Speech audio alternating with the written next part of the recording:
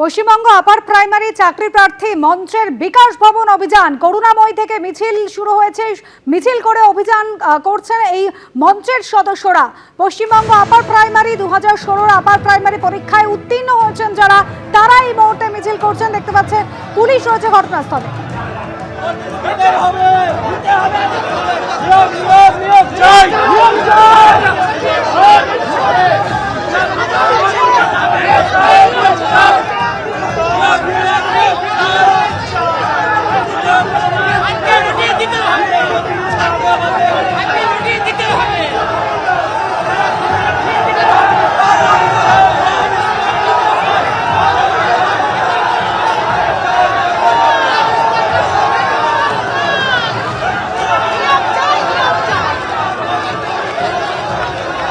প্রকাশ সিনহা আমাদের প্রতিনিধি রয়েছেন আমাদের সঙ্গে সরাসরি। প্রকাশ, মিছিলকে আটকে দিল পুলিশ। একদমই মিছিলকে আটকে দিল পুলিশ বিকাশ ভবনের সামনে।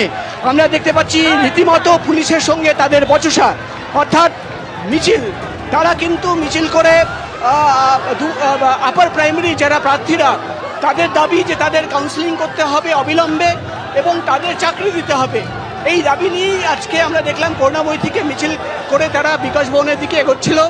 একটা জায়গায় পুলিশের ব্যারিকেড ছিল ওই ভবনের সামনে, কিন্তু আমরা দেখলাম হঠাৎ মিছিল ডান দিকের যে রাস্তা, সেই রাস্তা দিয়ে দৌড়ে এসে তারা কিন্তু বিকাশ ভবনের ভেতরে ঢোকার চেষ্টা করে, প্রবেশ করার চেষ্টা করে এবং তখনই কিন্তু পুলিশ বিকাশ ভবনের গেটের সামনে তাদের আটকে দিয়েছে।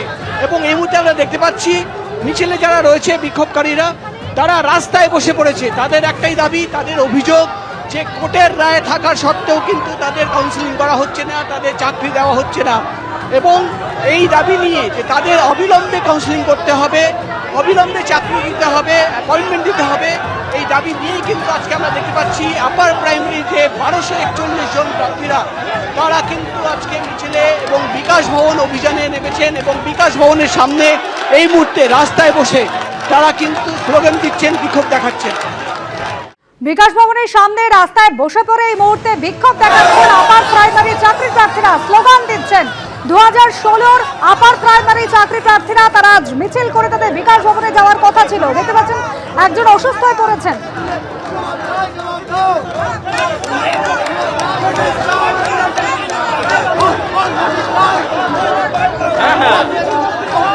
তাদের দাবি অবিলম্বে 1241 জন উত্তীর্ণের কাউন্সিলিং করাতে হবে। আদালতের রায় মানছে না সরকার, এই অভিযোগে বিক্ষোভ দেখাচ্ছেন চাকরি প্রার্থীরা। এবিপি আনন্দ এগিয়ে থাকে, এগিয়ে রাখে।